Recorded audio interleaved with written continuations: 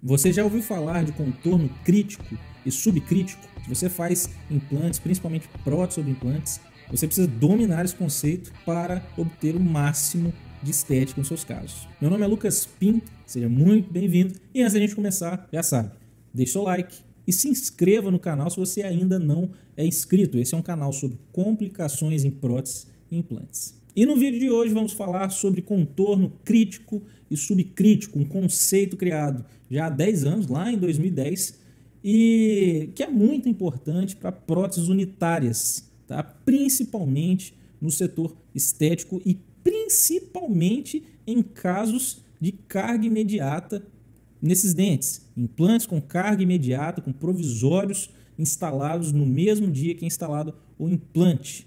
Você dominar o conceito de contorno crítico e subcrítico adequados favorece a formação tecidual, favorece uma cicatrização com perfil de emergência mais estético, e isso vai te facilitar ou até mesmo possibilitar alcançar os resultados estéticos máximos daquele caso. E como é de praxe, tudo que eu trago aqui tem embasamento científico e a gente vai fazer a análise do artigo que propõe esse conceito de contorno crítico e subcrítico. Vamos para o artigo. Para dizer bem a verdade, esse não é o artigo que traz o conceito. O artigo que traz o conceito é de 2010, porém é um artigo apenas de conceito. Eu preferi trazer esse artigo que os mesmos autores revisitam o conceito trazendo um caso clínico, que aí é muito mais ilustrativo, é muito mais clínico. Eu entendo que as pessoas que acabam vendo meus conteúdos são dentistas que são mais clínicos, que querem um conteúdo para aplicar no dia a dia clínico, ver resultado desse conteúdo. Então eu acabei preferindo trazer o artigo de 2020, desse ano, com a reanálise do conceito de contorno crítico e subcrítico. Vamos para o artigo. O contorno crítico e subcrítico, como está aqui nessa ilustração, nada mais é do que você delimitar, delinear o equador protético de uma prótese unitária, de um elemento unitário sobre implante, na qual esse equador protético vai definir o transmucoso, a região de perfil de emergência e a região de coroa clínica. Isso que é o contorno crítico e subcrítico. É essa divisão. Então, o contorno crítico é essa linha em azul aqui, ó. Esse contorno crítico, ele define a coroa clínica, tá? A coroa propriamente dita. E o que está abaixo do contorno crítico é o contorno subcrítico, que muitas vezes não coincide com o contorno crítico, ele pode ser levemente apical, de 0,5 milímetro a 1 milímetro, mas que ele é basicamente o perfil de emergência, é o perfil transmucoso da prótese, tá? E por que é importante definir contornos crítico e subcrítico? Por que esse equador protético ele existe? Bom, os autores alegam, né, no seu artigo de 2010 ainda era uma coisa mais conceitual e hoje a gente entende que isso funciona clinicamente falando. Eles alegam que o contorno subcrítico deve ser, em todas as faces da prótese, o mais côncavo possível.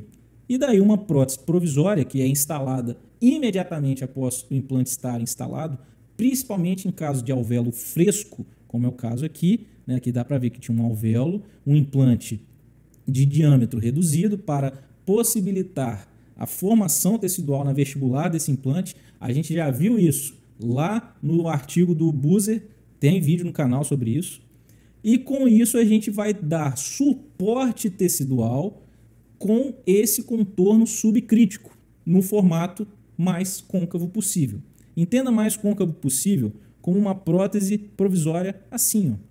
Chega a ser até meio feia, né? Você vê aqui que é uma conexão do tipo o quê? Hexágono externo? Parece que sim, né? Então, é uma prótese que o perfil crítico, né, o contorno crítico é aqui, ó, dá para ver bem, e o contorno subcrítico ele é o mais côncavo possível. Quando a gente tem uma situação como essa, e que a gente sabe fazer um manejo tecidual, não basta só fazer uma prótese assim. É necessário instalar corretamente o implante, numa posição tridimensional favorável, com diâmetro favorável, e daí você tem um contorno do transmucoso, um perfil de emergência favorável, né, e os autores alegam o mais côncavo possível, e na sequência o manejo tecidual.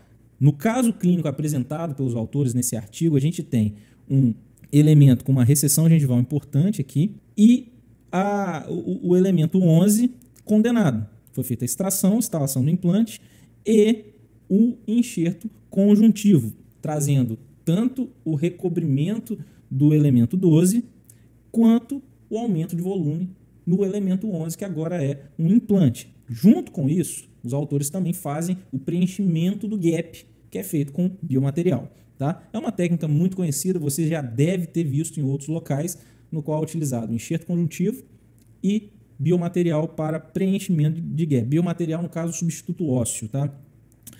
E a instalação de uma prótese com perfil de emergência o mais côncavo possível. Tá?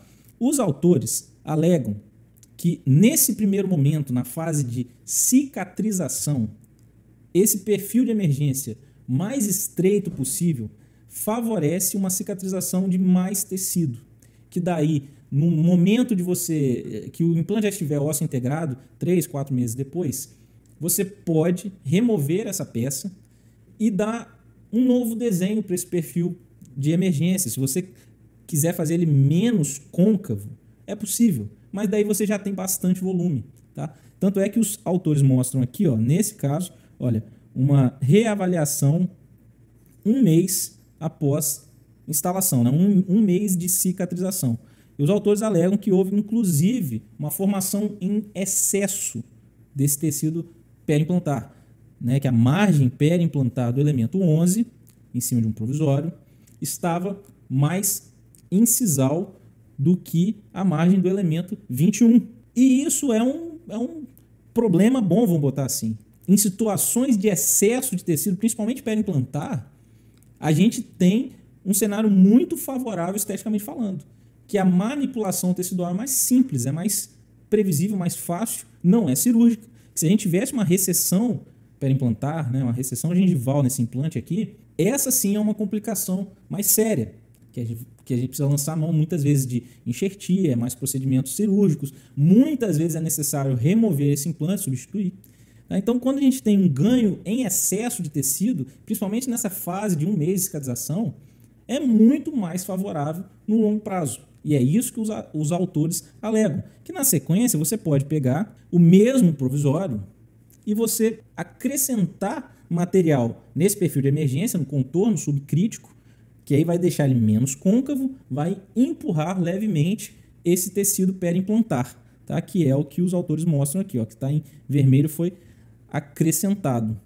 E depois eles acabam acertando a margem periimplantar do elemento 20, do elemento 11 para coincidir com o elemento 21. Mais abaixo no artigo, os autores mostram um modelo de gesso, tá? E a gente vê aqui que não é um hexágono externo, mas enfim, olha o perfil de emergência inicial do provisório, daquele provisório mais côncavo possível. Vê que ele é reto.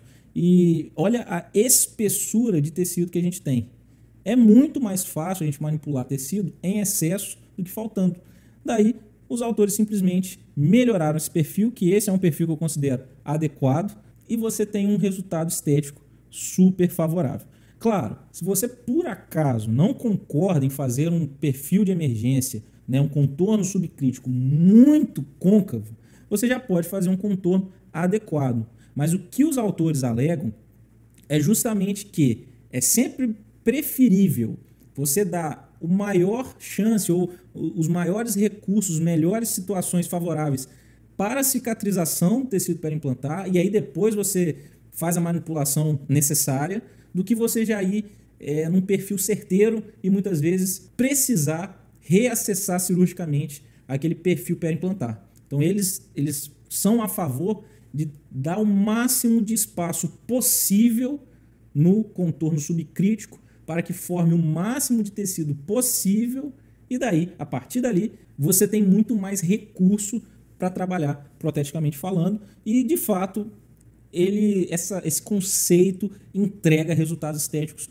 muito, muito favoráveis, muito expressivos e é utilizado pelos grandes implantodontistas, pelos grandes pesquisadores, autores de técnicas como o Zé Carlos Rosa, o Fausto Frizeira, que inclusive capixaba como eu, eles também defendem essa filosofia principalmente para casos de implante imediato com carga imediata em alvéolo fresco. Então, se você é implantodontista, protesista, que trabalha com próteses sobre implantes, principalmente próteses unitárias no setor estético, na zona estética, setor anterior, esse é um artigo de leitura obrigatória e para você ter acesso a esse artigo é muito simples.